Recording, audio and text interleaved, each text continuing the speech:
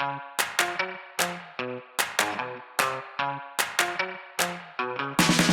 I'm Alvina Ling, And I'm Grace Lynn. and we're book friends. Forever! We're childhood friends, Who grew up to be a children's book editor. and an author and illustrator. Yay! Welcome to Book Friends Forever. This is the writing tips episode. And check out our website, bookfriendsforever.com, and our Instagram handle at bookfriendsforever_podcast. Alvina, how have you been? I am finally feeling better after feeling sick for over a week. I'm also feeling better because the Knicks won the Yay! championship. That was fun. That was really fun. And New York has just felt really festive, I think, because of Yeah. it. Everyone just seems to be in a good mood. And I have to say, I've been kind of obsessed with just like watching Knicks footage and like Uh-huh. interviews, and I'm just really into all the players. And I found out that OG, I can't remember his last name off the top of my head, but the one who he had the game-winning shot in game four. Anyway, his birthday is one day after mine. So Aw. one our question of the week this week, Mary Kate got it, asked it, and she said, like, yay, Nix, what is your astrological sign and what famous athlete shares it? So then I looked it up and that's how I found out. But anyway, Cute. some very kind of random but fun That's question. fun. Yeah, it Yeah. was a pretty exciting, even for like I'm don't watch any basketball or anything, but like that comeback was pretty amazing. Yeah. So that was fun. Yes. And Anyway, it was uh kind of like, oh, Trump came to watch, they lost. right. Trump left and then they won with an incredible comeback. So there was some kind of like kismet or something there. I agree. Yeah, so that was fun. The weather has been so beautiful this week. So that's also been really nice. And I guess since being kind of feeling isolated from being sick, I'm back out and doing stuff. So just having dinner with friends. We had our book club last night. We read the book Butter by Oh, I heard of that one. Asako Yuzuki. And I was the one to suggest it. I'm the only one to have finished the book. Although Tracy was enjoying it and she had read more than half, but the other two kind of just felt like it was really slow, and I think, Really? upon I really enjoyed it. Um, but Do you think it's because it's translated? I don't think it was because it was translated. I think it's because it was mismarketed, maybe. I think it's expectations because the tagline is like a book about food and murder. It's kind of marketed as a thriller, but it Uh-huh. really isn't. It is, I guess, more like the other Japanese fiction I've read, which is a little more contemplative, a little more slow. Like for me, I really enjoyed it because I started reading it really early and I was reading it just like a chapter or less a night. Mhm. So I took my time with it, and I savored it like you would a nice meal. And there's a lot of food, really delicious food Mhm. descriptions throughout. One of the members is not a foodie, so he said that the food descriptions didn't really do it Huh. for him. But Uh-huh. Tracy and I were both like, "Oh my gosh!" It made us really hungry. It made us want to eat butter with our rice. So I would recommend it, but I would say like most of the people I know who have tried to read it have not gotten into it. So I think it Ah, is very specific. interesting. But I do think it's partially expectations. Mhm. Because it is just a little more of a literary, I would just call it literary fiction. It's not a Hmm. thriller at all, even though there is kind of a serial killer aspect, but it is more coming of age and commentary on misogyny and, you know, body not body positivity, but like a lot of discussion about women's weight in Japan, and I Hmm. found it really interesting. So, and then other than that, I am getting ready to go on vacation. So on Yay! Sunday, Steve and I are heading to we're flying into Las Vegas and then we're driving to Utah and we're going to go to some national parks. And then Fun. Wednesday is the family reunion. On my mom's side, the big family, Huang family reunion. And then I have to leave early on Friday because I'm going to Chicago for ALA. So that's Yay. basically half. I'm leaving like halfway through the reunion, but Steven's Uh-huh. going to stay Oh, wow, with that's my interesting. family. Yeah. I mean, he knows them now. And so I think, but I'll be curious to hear how that goes. Anyway, how have you been? Good. Let's see. How have I been? Hazel, it's so funny. She had her eighth grade graduation Mm-hmm. last Friday, but even though she had her eighth grade graduation, she still has school this week. So she graduated and then she still has like a week of school. So you could tell it's completely like, they're doing Yeah. nothing.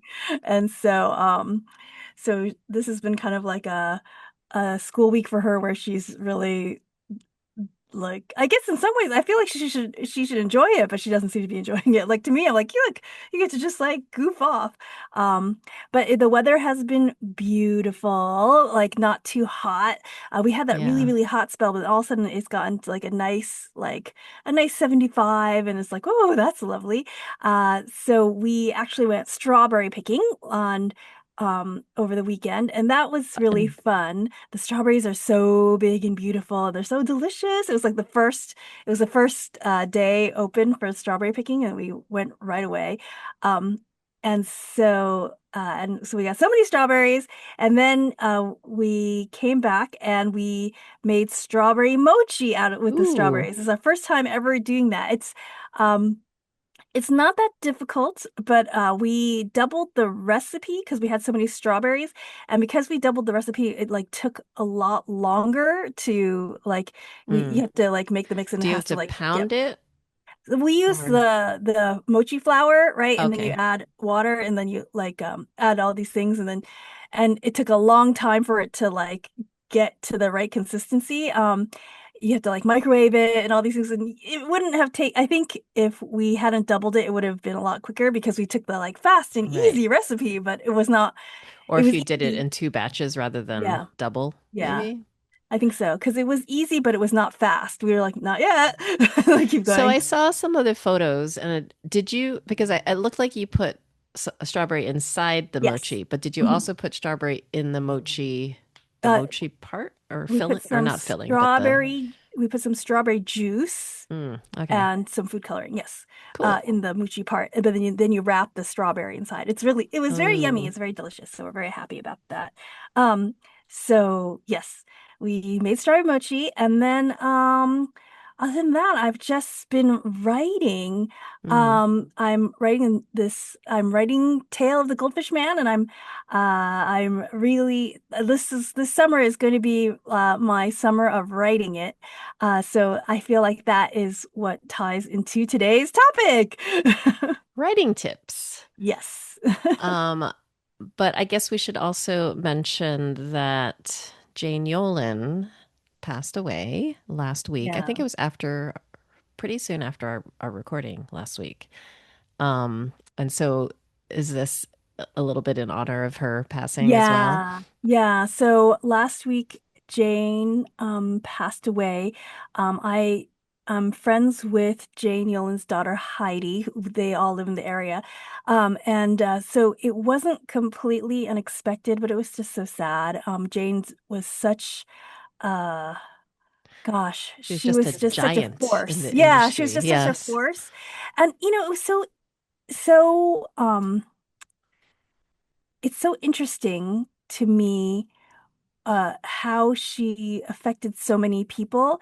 And I realized she affected so many people through her writing, definitely, but also through her mentorship. I guess I didn't really understand how many threads there were that she had like spun to Hmm. help so many different authors. And I think that's probably where she was a bit different than some of the other children's book literary giants. Like I think that many of the other literary giants uh maybe there's one line in one of the I don't know if it was in her obituaries, but one of the statements honoring her, and they said it was like she was a literary giant, but she was still one of us. And I realized it was like from like a another author. And it was kind of that feeling that even though she was one of the greats, she never kind of like believed in that kind of pecking order, like where like, oh, I don't deal with, like, and she was always willing and hoping to help others rise. So I think that was really lovely. Um, but to me, I didn't know her personally that well. I mean, I knew her professionally and like and those kind of things. But like I wasn't a confidant or anything like that. I knew her daughter Heidi much better. But to me, Jane Yolen was always such a beacon about the joy of writing. Mm. I remember I was at a panel once where we were talking to these other author and illustrators, and they're like, what is your thoughts about being an author?" And everybody was just talking about, oh, it's so horrible, so hard, like, it's so tough. And then Jane was in the audience, and she raised her hand, and she said, "Well, I've listened to all of you talk about how hard it is to write, but where's the joy? Why do you do it if you know it's so hard?" She's like, Writing's supposed to be joyful." And like I just remember her saying that, and um it was so touching, like that she was Yeah. there to remind us, like we do this because we love it, right? Yeah. Yeah, I hope so. And um so I just thought that was interesting, and always a nice memory of that. And other thing that was always a big memory is her famous advice to all authors. And like I said, she touched so many authors, and her big famous advice was the BIC advice, which is actually why I thought of this episode. And her advice, whenever anyone was like, "Oh, I can't write this," she used to say BIC. And you'd be like, "What? What's that?" She's like, "Butt in chair." Just keep your butt in the chair and write. Yep. And I just Yep. thought like that is so true, such good advice. So I feel like that is the pinnacle of good advice for writers, though I think there's lots of other advice as well. So that's why I thought we would do this episode on good writing advice. So, and also Great. because I need it because I'm going to be writing all summer. All right. So, you did I guess a call out to your author friends, and so we thought we'd just take turns reading their Yep. advice. Yes. And then you can add some of your own too if you have any. Yeah, and you too. Okay. So, do you want to do the first one? Sure. So this is from my friend Shannon Hale, who you probably know as the author of Princess in Black. She's also done some adult books like Austenland, and she won the Newbery Honor for the Princess Academy. And she says, and I'm quoting her, um, often when we're feeling stuck, it's because we don't know how to write the next part perfectly. The goal is to get rid of the idea of perfect and get back into a flow state. One way to do this is open a blank document and just starting anything at all, no goal. Could be random dialogue between two of your characters you'll never use, or a description of something you imagined, just to get the words flowing again, and then go back to your manuscript. So Great. I was just thinking, like, if I was a really organized person, what I would do is for our podcast, I would like get a photo of each of these authors and put the quote on and then share it on social media. But I probably am not going to be able to do that. But maybe that could be a goal. Maybe we could ask Jessica, who's does our social media to do that.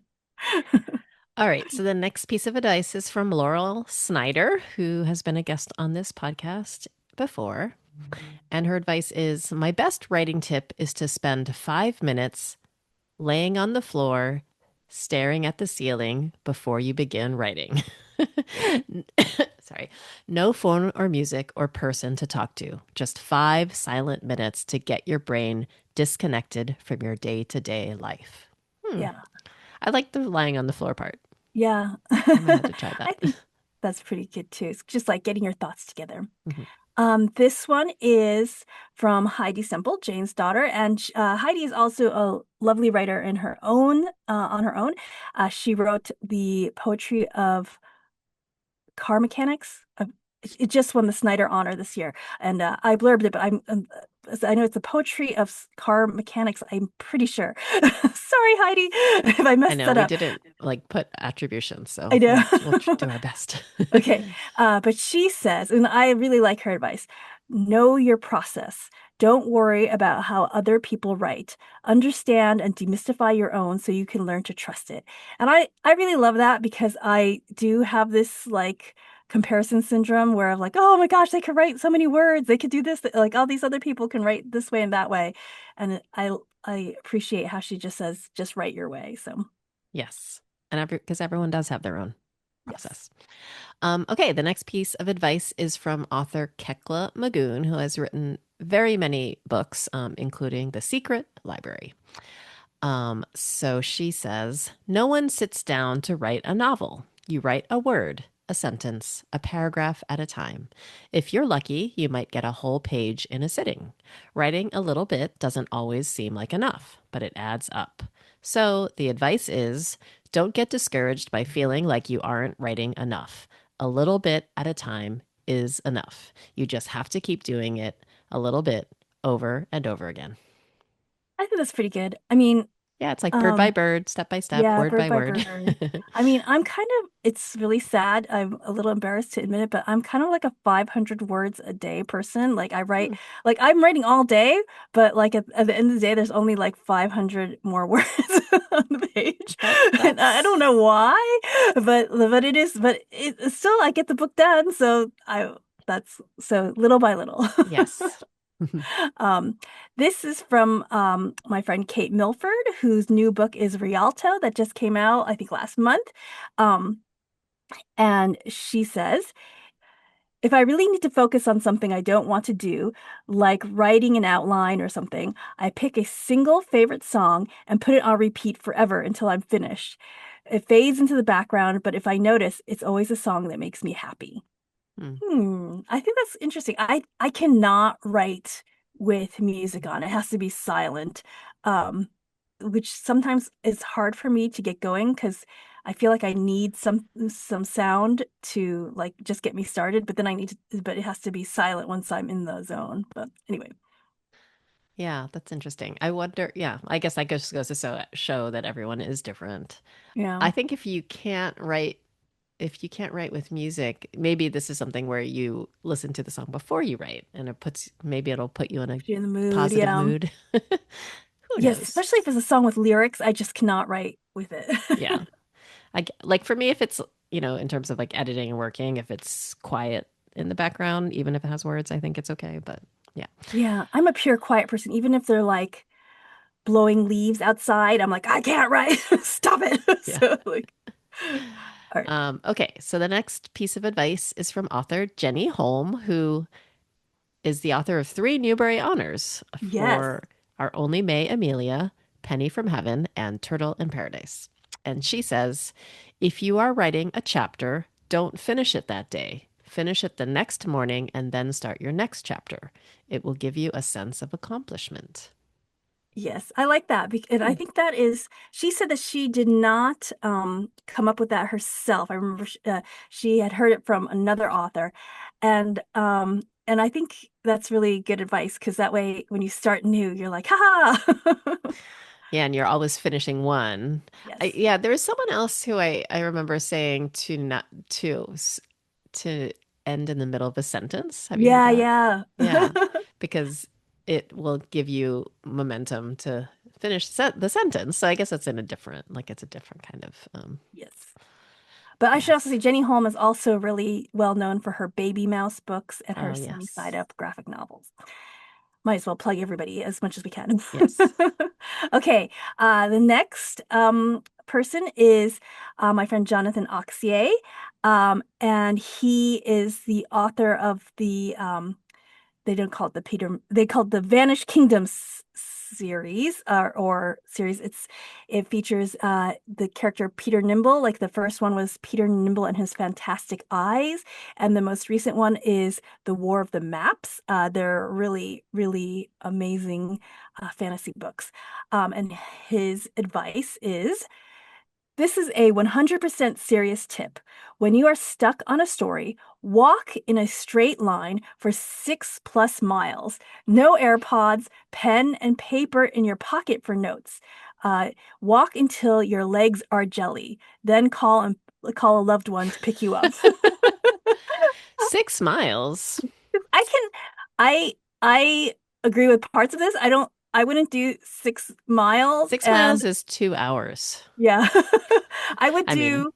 I would do, but I would walk and then walk back. Like would it mhm. be six? Yeah, that'd be.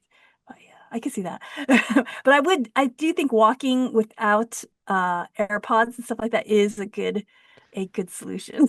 I probably wouldn't call Yeah. a loved one to That's true pick me because up. you start writing in your head, right? And he Yeah. says you can bring notes. Yes.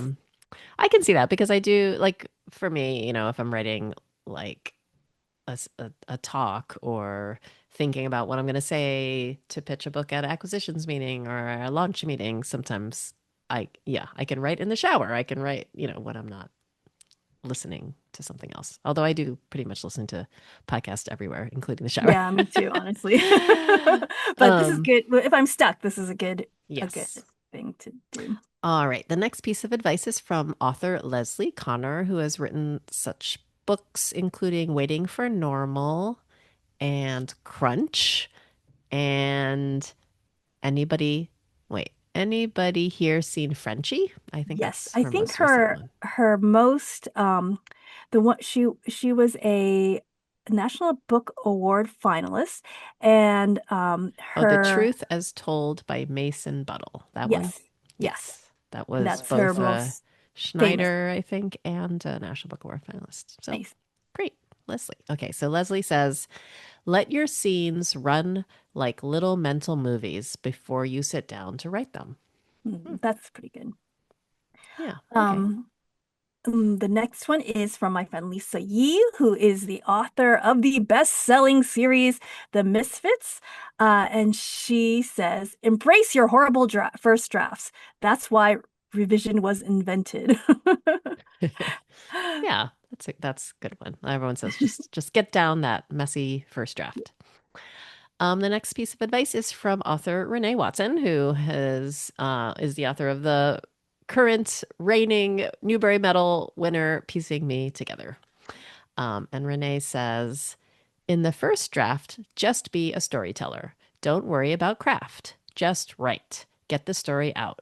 Finish the draft. Be a writer when revising. Make decisions about figurative language. Deepen the nuances of your characters. Write with intention.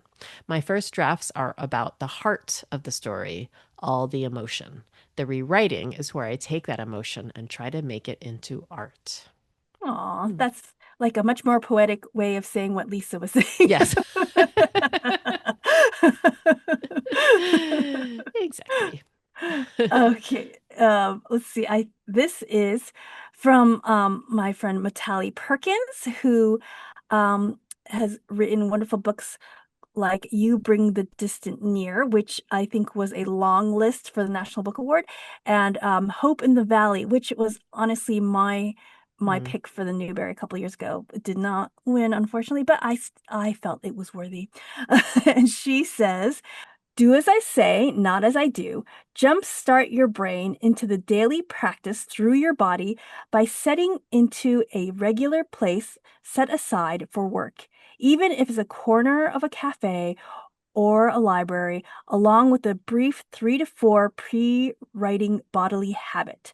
Put your phone on airplane mode, take 3 breaths, one sip of your favorite beverage, vodka not recommended, but who am I to judge? Put your earbuds in with instrumental music and go, brain, go. Mm. I read this book called The War of Art, and in that book he talked about being a writer, and one of the things that he always did is he had this ritual ahead of time. He would like say recite this poem before he would get going, and he swore that that was like what got him going, like it got his brain and his mind like it triggered to like now it's time to write. And I always thought that was really cool, and I kind of wanted to like start that some kind of ritual like that, but I've never been able to to figure it out. I think Heckler Magoon talked about that too, about the ritual. when I heard her speak at a conference where she Huh. also kind of had, for her, I think it was coffee shops like that. Oh. So if she's not in a coffee shop, she tries to replicate that feeling of A being in coffee. a coffee shop Uh-huh. when she's home. So Yeah, yeah, like to me, I love the idea that he would like recite this like mantra or recite this poem, and I was like, yes, I should do that. But and I'd be like, I'll recite this, but then I always forget or something like that. So yeah. okay, go ahead. All right. So next is Linda Sue Park, who is a Newbery Medal winner of Single Shard and has also written Prairie Lotus and some picture books like uh, Beam Beam Bop. um, so Linda Sue Park says, early drafts, permission, no, actually, encouragement to write badly. Banish self doubt and that despotic internal editor. Write freely and terribly and have fun. So Yeah, it similar seems like to Lisa Yee and Renee Watson. yeah, everyone's just like Just embrace write it. embrace the suck. Yes. Okay, Jeannie Birdsall, who I think people will know as the author of the Penderwick series, Mhm. but she also had a new book that also came out a year ago, called The Library of Unruly Treasures. It was such a, it was, it's just such a nice, warm book. And she says, on a more philosophical level, at some point, you have to decide who you're trying to communicate with. I don't mean age slash political group, etc., but whoever it is deep down you want to impress, connect with, or get back at. Even if it's just the sixth grade teacher who put you down, and then work like the devil to do it. I like that. Okay, next is Lamar Giles, and he's written books including Fake ID and Ruin Road. Yeah, the horror books. So he says, write one sentence. See how that goes. If it goes well, try a paragraph. If you're really feeling it, do a page. But if you can't attempt the one sentence, what are we even discussing? Yeah, so it's another bird by bird. Yeah, start small. Yes. Yes. The next one is from author Catherine Locke, who has written YA books like This Rebel Heart, and The Girl with the Red Balloon, and I think they've also written picture They books. wrote What Are Your Words for Yes, Little that's right. Brown. Yep. And I think it looks like they've written Bedtime for Superheroes. I remember now because I put that in the Children's Book Week posters. But I was like, which one did I put in the Children's Book Week poster? Okay, and Bedtime for Superheroes is the one. Okay. And they say, I think my biggest tip is that it's worth learning how to finish a book, even if you're very aware that the book is bad or not working in some fundamental way. Learning to finish work is an essential skill. It'll teach you how to push through on the bad days, how to work when you're not feeling good about the work, and the shape of a narrative arc, even when it's not 100% working. I know not everyone subscribes to you can't fix what you haven't written the way I do, but I do subscribe to the idea that you need to tell yourself the story first before you can tell it to others. And sometimes that means writing the whole thing so you can know what's working and what's not working. Just because some sticky part that makes you want to quit doesn't mean there won't be anything usable or savable bits at the end or ideas that come to you as you fight through. So Hmm. she's so they're saying just finish it. And I just saw the news that Catherine's going to be the next, is it the executive director for Authors Against Book Bans? Or I'm not sure what the title is, but Yeah, just, yeah. but the leader of a Authors A, Against Book Bans. So yes, yay, which is Catherine. great. All right, next is Molly Burnham, who I think, yeah, Molly's also been a guest Hmm. on this podcast, and she's written the Infinite Questions of Dottie Bing and the Teddy Mars series. So Molly says, stay open to the story, and the story will come. It may take longer than we want, but when it is ready, it will come. that's Ah, that's a faith. nice feeling. So yeah, so I like all of these pieces of advice. and I'll probably go back to them as I try to finish my novel this summer. But the one piece of advice that I actually have not used, but I always thought it was really interesting, is I heard someone say that if you're having a hard time writing or getting too much in your head, to change your font to something really, really big, like 36 point, and change it to Comic Sans. And they said that makes it feel like it's a very silly thing and you can't take yourself too seriously when you write it. And that usually helps you gets you out of that perfectionist mindset. So I have not done that yet, but I've got that in my back pocket if I fall into that trap. Yeah, that's fun. Okay, so I guess do I have advice? I mean, well, m- I think because I'm editor, my advice is more on the revising side. And so I do feel like most writing can benefit from really cutting and tightening, Yes. and just make every word count. I Yes. remember, I think I was working with Barry Lyga, and I really wanted him to cut like 10,000 words or so, significant number of words from the manuscript. And so he said, just if you cut like ten words per page, you could get there. Um, so you just kind of tighten that way. Yeah. I'm trying to But think of that's for the any revision, other. not for the getting started. Right. The getting started is, I mean, Or the first draft, maybe we should say. yeah, I do think it's hard, but I agree with this advice where, you just have to write it. I mean, Yeah. I think that's most daunting for a lot of people. And I think also just, working with authors who aren't published yet too, like, or at SCBWI, I do think just finishing the book is so hard. I remember Laini Taylor saying that at a SCBWI conference is that's one of the hardest things to do is actually finish the book. Yeah. So if you can just even finish one book, I mean, that's a big accomplishment. So just finish it. Yes. And once you As finish my one, mom would say that, but she's yeah. talking about food. Finish it.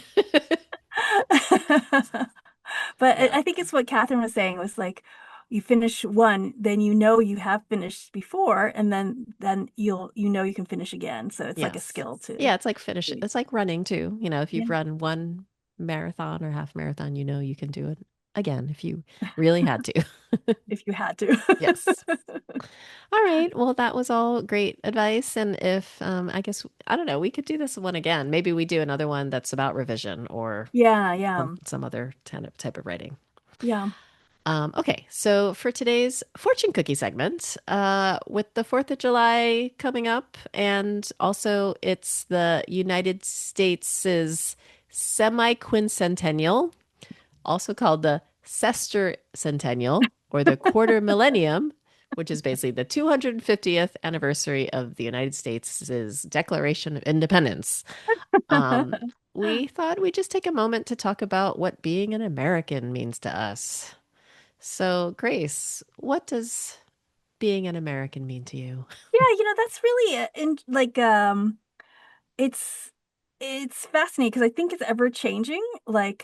Um I talk about this a lot when I talk about my work, how like the first half of my career, I felt like an imposter Asian person, right? Like a Asian imposter.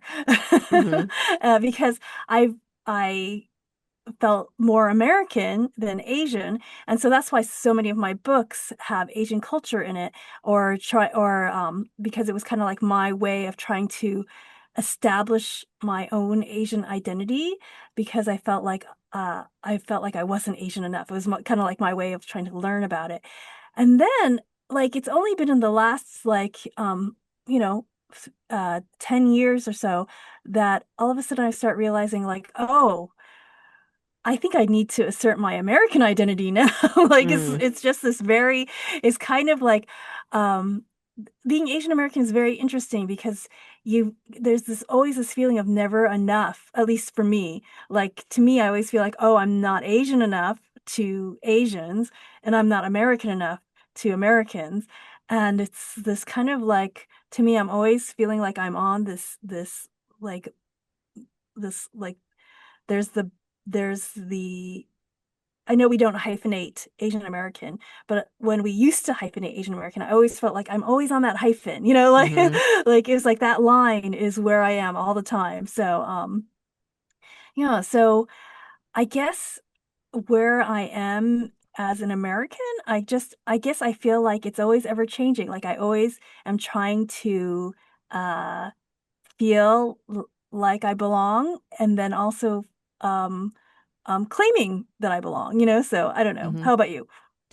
I think similar in a lot of ways, where I think, especially when I was younger, it's that the classic question that when someone asks you, like, what are you?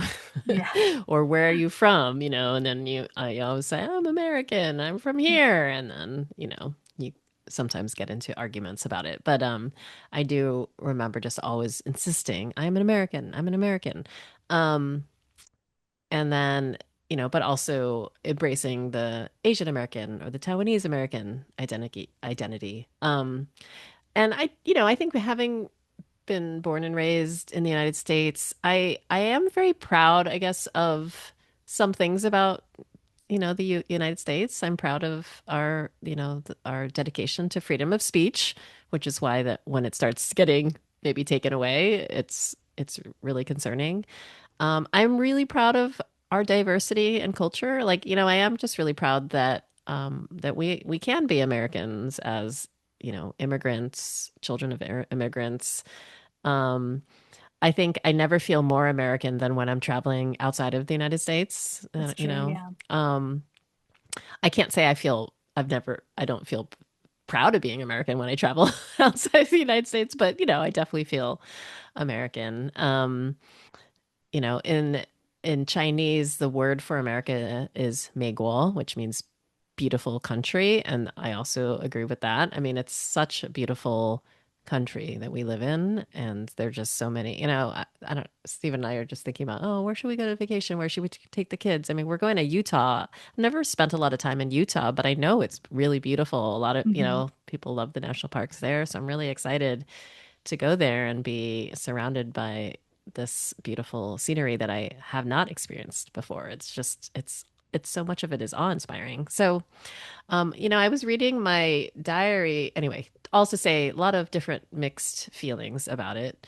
Um, I had mentioned reading my diaries when I go home to California, and I was reading one where I actually said, sometimes I'm not sure if we're the good guys.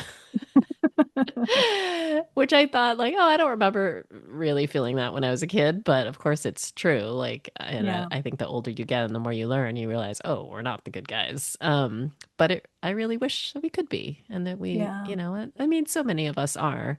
Um, so when I was thinking about this topic, I was also thinking about like songs about the United States. Hmm. And I know for me, I don't like the song, like the God Bless the USA, but that line is, and I'm proud to be an American, where at Yeah. least I know I'm free. Like that line does like stick in my head a lot. Um, but I would say I think my favorite song about America or the United States is "This Land Is Your Land" by Woody Mm. Guthrie. Yeah. Um, but is there a song that you feel like, oh, I wish this song was our national anthem? Gosh, I was just trying to think. I I was just know. thinking the same thing. I was like, I don't know. I was trying to think. I do like a s I was thinking this little light of mine, but I was like, is that This little light of yeah, I light of don't know if mine? they're meant to, I'm but gonna let it. But I was like, that's not really talking about the land, is it? right. But Or that's the first one I that remember when I was a kid, I also preferred "My Country 'Tis of Thee" mm. to our national anthem. But Yeah, I'm not a real fan of our national anthem, like the actual it's really hard to sing yes, the national anthem. And so um I feel like as a piece of music, I wish it was a little easier. right. Also, that song is about war, and Yeah, it's not. I don't know. It's not a celebrating really yeah. the beauty Hmm. of our country. So That's a good point. yeah. Anyway, yeah, I've been thinking a lot about this also because I'm working on a book with John Rocco called The Promise of America, which I think I've mentioned Mm. before, but it's coming out Uh-huh. next summer.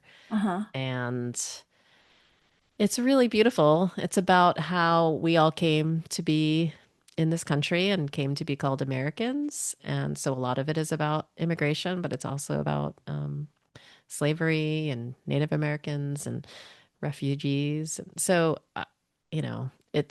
it's really powerful, beautiful book, but it is also kind of poignant at this time right now. And I think Yeah. both John and I have been working really hard at it and also just feeling a little burnt out, Yeah. I could mentally. see feeling a little shell shocked by yeah. Yeah, yeah. But but it also gives me hope and I'm happy that we're publishing it. So we'll see when it comes out next year. All right. So now we'll end as we always do with what we're grateful for. So, Grace, what are you grateful for? Let's see. Well, I just found out that The Gate, the Girl and Dragon was on the 2026 Bank Street uh Yay. best of I love that list. list. So yeah, I love that list too. It's always such a great list and such a great place. Um and yeah, I think I'm just happy when anything nice happens to that book. I just feel so grateful. You know, I don't really want to bring up Mac Barnett again, but but I was just thinking, I don't. We've talked about how the controversy of Mac Barnett saying that most uh, children's book children's books are crud, right? And the sad thing is that there's so many articles about that, and then you'll see the comments, and everybody commenting who's not in the industry will be like, well, he's right. There, it is all crud. It is all crud, and I don't know what everyone's talking about. Honestly, I think about I go into the bookstore and I see all these beautiful, beautiful books. I go to these conferences and I see all these gorgeous books, and it makes me not want to make a book. It's like, what? They don't need me. So I really don't know what he's talking about. To me, I'm just like, I'm really grateful that I still get to make books when there's already such a plethora, there's such an abundance of amazing books out there already. Mm-hmm. So that's what I was thinking about today. I was like, gosh, I'm really grateful that I still get to make books. I mean, there's already so many out there. So, anyway, so that's what I was thinking. So I'm grateful for that. And I'm grateful that the books that I do make are still getting some kind of notice here and there. Yeah, me too. Yes, so I'm also grateful, yes, that we can make beautiful books and that there are so many beautiful books in the world. Yeah. I'm also grateful for the beautiful weather. I went for a run this morning and I haven't run in a really long time because I was sick. Mhm. And it was just nice to be out. And there's something about the sky today that how blue it was, but with the little wispy white clouds that just, I don't know. I love Yeah. clouds and I love the Yeah. wispy white clouds too. I like when it looks like they're from an anime, like when they're like big and puffy. Yeah, the cumulus Yeah. clouds. I like those too. I just love clouds. And I'm grateful that I'm going on vacation soon. I'm just really looking forward Yay. to just having some quiet, beautiful, quiet time and beauty. So yeah. So I guess I will not be recording this podcast with you next week. So you're gonna have Yes. some kind of substitute. Yes, I shall do a call out for someone. Hopefully, Yes. someone will be willing to call out, or you'll just hear me all by myself. Yeah. You won't, don't worry. We could do that one of these days. There are those podcasts where they just The monologue. monologues. All right. And that was the writing tips episode. Thanks for joining us. And thanks to Alex at Pacey Work Studio for editing this podcast. Please rate and review us on Apple Podcasts and tell a friend about it. And tag us on social media using the hashtag BookFriendsForever, or send us a message via Instagram at BookFriendsForever_podcast, or via our website, BookFriendsForever.com. And please join our Patreon. The link is in the show notes. I'm Alvina Ling, and you can find me at Alvina Ling on Instagram, Blue Sky, and Threads. And I'm Grace Lynn, and you can find me at Pacey Lynn on Instagram and Threads, and author Grace Lynn on Facebook. Have a great week. And don't forget to read. Bye!